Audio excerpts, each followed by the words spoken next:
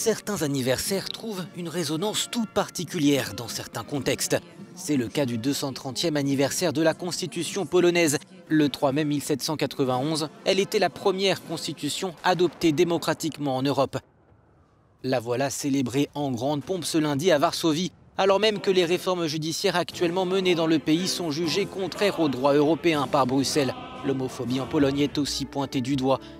Mais si le président polonais a réuni les présidents ukrainiens, lituaniens, lettons et la présidente estonienne, c'était pour aborder les menaces extérieures qui pèsent sur leur sécurité, comme la Russie.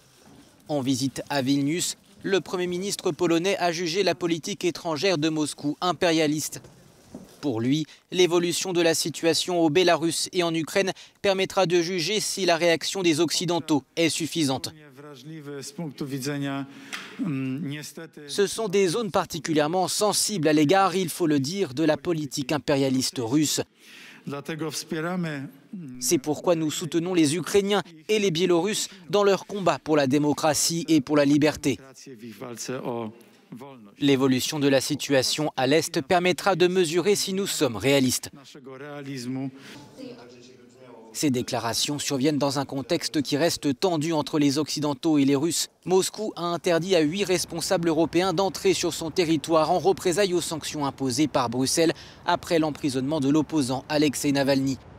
Des tensions qui seront au menu d'une réunion des ministres des Affaires étrangères de l'UE le 10 mai.